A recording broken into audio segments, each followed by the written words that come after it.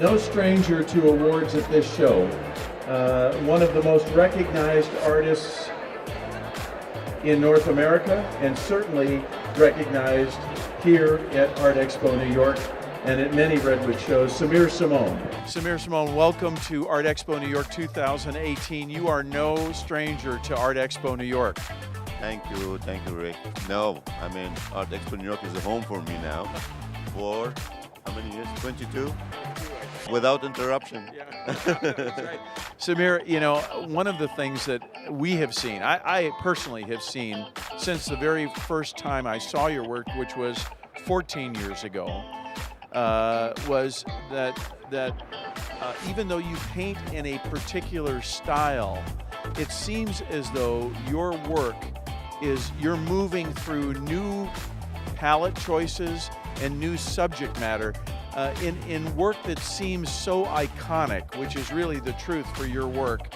How is it that you continue to find new ways of interpreting it or inspiring the work that you do? Well, you have to do that. I mean, it's just, I mean, art is experiencing thing, right? I mean, once you kind of master something, you want to move on and to master something else. And it's also marketing thing. So now the new generation, they like imagery a little bit in the modern.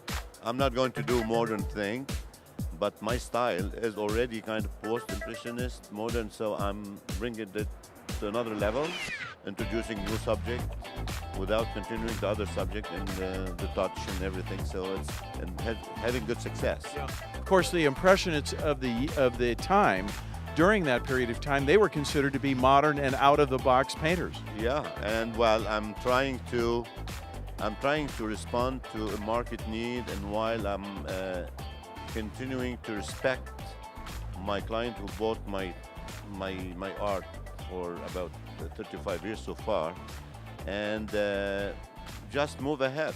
And it's all painters did that. I mean, if you take any of Monet, Renoir, Pissarro, they all when they started and when they died, it's not the same thing. The natural thing to do. It comes by itself. It's not like I'm forcing myself. No. It's very organic.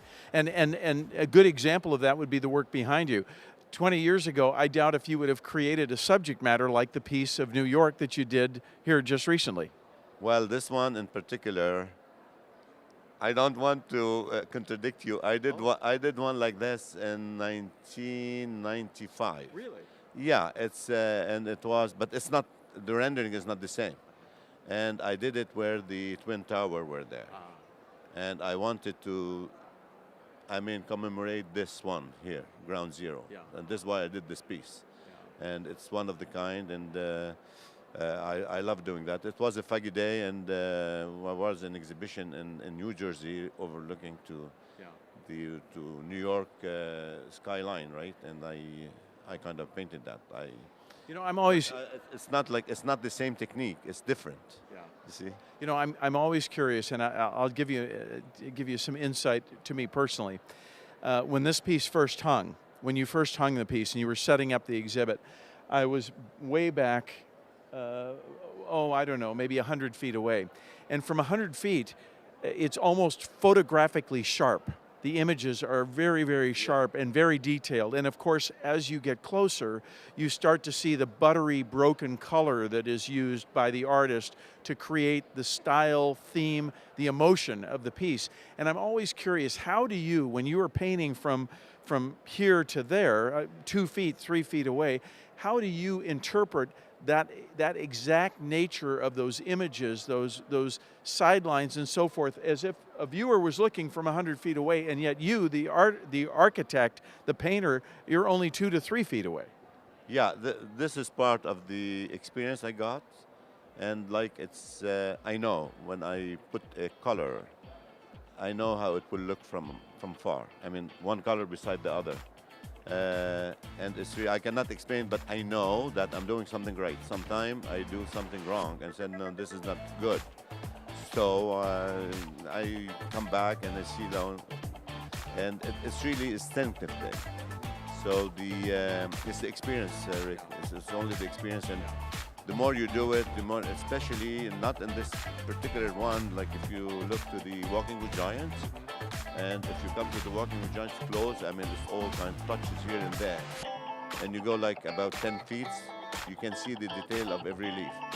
It's, I mean, the Impressionists in the past did it somehow, but this is another level of this, I would say, structure of the thing, because the touches are more kind of, not small touches, are big, and I don't know, I mean, it comes very well, and I'm happy I can render it. It's actually characteristic of my art, that I'm painting, and it's very blur when I'm there, and it becomes really clear when you step back. Yeah, you know, it seems to me, and I may be completely wrong here, but it seems to me as though there can be an element of instruction in that where you can learn and be taught, but it almost, again, I can't draw a straight line, so that's one of the reasons why I appreciate art so much. It seems to me like something like that needs to be instinctive. I don't think that it's something that you can just open up a book or be taught by a teacher. It almost has to be instinctive. Absolutely. I mean, I can tell you, I mean, it's, I myself cannot reproduce any of my painting. It's impossible, because it's kind of random, automatic things to do. You see what I mean? It's an engineering stuff, because I'm basically also an engineer. So the touches are there randomly, okay? But I know that all put together, they will construct a good piece. And this is the piece that I have in my head.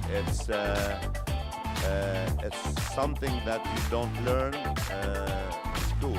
Something that you learn by doing things, and it comes to you. And this is what art is all about.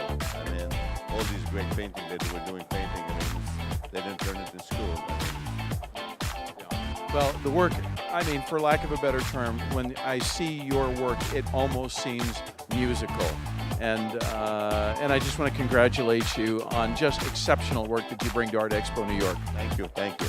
It's always my pleasure.